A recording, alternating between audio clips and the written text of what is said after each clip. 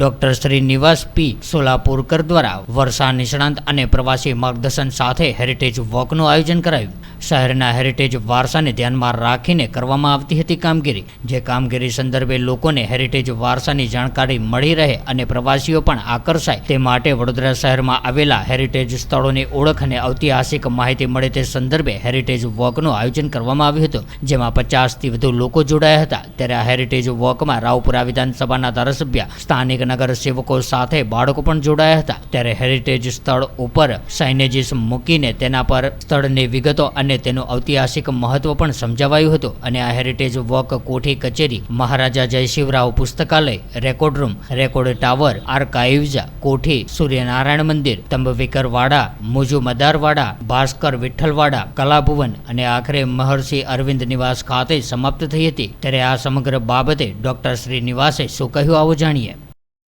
લગભગ 50 કરતાં વધારે લોકો અહીંયા આવેલા છે અને કોઠી સેક્ટરનો હેરિટેજ વોક અમે અત્યારે લઈ રહ્યા છે અને કોઠી સેક્ટરમાં મહારાજા સયાજીરાવ વખતે જે સ્થાપત્યો બનેલા છે એ સ્થાપત્યો અતિશય મહત્ત્વના છે। વિશેષ કરીને શિક્ષણને લગતા કેટલાક સ્થાપત્યો છે એ સ્થાપત્યો વિશેની જાણકારી બધા લોકોને આપવાનો અમારો હેતુ છે અને ત્યાર પછી બીજી ઘણી બધી જગ્યા, એટલે કે આ કોઠી કેમ્પસ જે છે એ થયા પછી સૂર્યનારાયણ બાગ છે, તાંબેકર હવેલી છે, મુજુમદારનો વાડો છે, ભાસ્કર વિઠ્ઠલનો વાડો છે, માણેકરાવ અખાડો છે, કલાભુવન છે, આવી વિવિધ જે કંઈ જગ્યાઓ છે એ બધી જગ્યાએ જઈને જાણકારી લોકોને આપવાની છે અને લોકોનો ઉત્સાહ તમે જોઈ શકો છો કે પ્રચંડ ઉત્સાહ છે। પુષ્કળ લોકો અહીંયા આવેલા છે અને લોકોને આ બધું જાણવાનું બહુ જ તાલાવેલી છે, એટલે આનો બધો જ ક્રેડિટ જે કંઈ છે ને એ લોકોને જ જાય છે કે લોકો માટે લોકો જ કરી રહ્યા છે, એટલે આમાં બહુ જ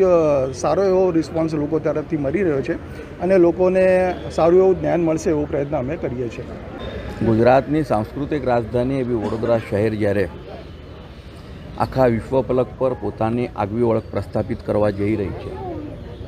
અને આગામી દિવસોમાં જ્યારે યુનેસ્કો દ્વારા વડોદરાને હેરિટેજ સિટી સ્ક્વેરનું એક દરજ્જો મળવા જઈ રહ્યો છે, ત્યારે વડોદરાના જ સ્થાનિક ગાઈડ કે જેઓ વર્ષોથી આ પ્રકારની સેવા આપી રહ્યા છે તેઓ દ્વારા આ હેરિટેજ વોકનું આયોજન કરવામાં આવ્યું છે।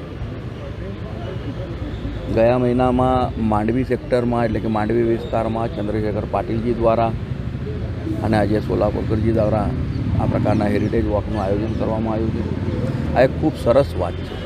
આપણે જોયું કે ઘણા બહારના લોકો પણ આવ્યા છે, પરદેશી લોકો પણ છે, તો કોઈ પણ શહેરમાં આપણે જ્યારે જઈએ ત્યારે એ શહેરનું ઐતિહાસિક અને પૌરાણિક મહત્ત્વ સમજાવવા માટે જો કોઈ હોય તો તે આવતા બધા પ્રવાસીઓ માટે ખૂબ જ મહત્ત્વની વાત થઈ જતી હોય છે અને આ પ્રકારની પહેલ જ્યારે ટીમ વડોદરા દ્વારા જ્યારે કરવામાં આવ્યું ત્યારે સ્વયંભૂ રીતે બધા જ લોકો જોડાયા છે, એ ખૂબ અભિનંદનની વાત છે અને એ માટે આખા વડોદરા શહેરનો ખૂબ આભાર માનું છું અને આપના માધ્યમથી તમામ નગરજનોને પણ વિનંતી કરું કે આગામી દિવસોમાં જ્યારે પણ સોશિયલ મીડિયામાં